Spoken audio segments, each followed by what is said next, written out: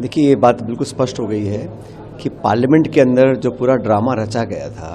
कि किसी ने धक्का दे दिया, चोट लग गई, अस्पताल चले गए, एफआईआर कर दी, वो पूरा जो घटनाक्रम था उसको अंजाम इसलिए दिया गया क्योंकि गृह मंत्री ने जो बोला पार्लियामेंट के अंदर, उस पर जो जनता में आक्रोश था उससे ध्यान डाइवर्ट करने के लिए पूरा जो ड्रामा रचा गया था पार्लियामेंट के अंदर। और बड़ा खेद है मुझे कि हमारे लोकतंत्र में सबसे बड़ा जो हमारा एक संस्था है पार्लियामेंट, उसके अंदर सत्ताधारी दल के लोग खुद इस प्रकार की बातें करें और फिर आरोप लगाएं, एफआईआर करें और सिर्फ ध्यान भटकाने के लिए, जैसा प्रियंका जी ने खुद कहा कि जनता का ध्यान भटकाने के लिए, गृह मंत्री के बयान से लोगों का ध्यान भटकाने के लिए, लेकिन देश में संदेश चला गया और संविधान और अंबेडकर जी के लिए भाजपा की जो सच में जो सोच है वो जमा पे आ गई। अब उसका विरोध न सिर्फ कांग्रेस पार्टी, पूरे देश में विरोध हो रहा है।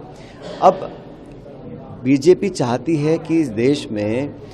कांग्रेस पार्टी जो बात बोलती है सिर्फ और सिर्फ इतिहास को खंगाल के टेढ़ा मेढ़ा करके आरोप किया जाए। अंबेडकर साहब के प्रति देश के हर व्यक्ति की आस्था है, चाहे वो दलित है, अगड़ा है, पिछड़ा, कोई फर्क नहीं पड़ता, लेकिन अंबेडकर जी के बारे में जो बोला गया वो सबने सुना है, तो उसके लिए उनको माफ़ी मांगनी चाहिए और नैतिकता के आधार पर उनको अपने पद से इस्तीफा देना चाहिए। हमारी मांग है, एक पॉलिटिकल पार्टी की मांग है, लेकिन देश में लोग इस बात को समझ रहे हैं कि संविधान के प्रति जो हम बोलते थे अब तक कि संविधान में जो आरक्षण है, जो उसकी मूल भावना है, उस पर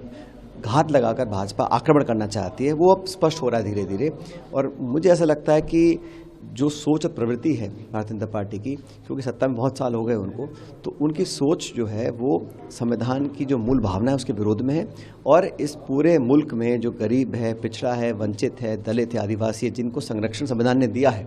उसके भी खिलाफ है। इसलिए हमने पूरे देश में आज कांग्रेस और कांग्रेस के सहयोगी दल, इंडिया अलायंस और तमाम गैर पॉलिटिकल पार्टी, जितने भी हम एनजीओ, सब लोग चाह रहे हैं इस देश में कि जो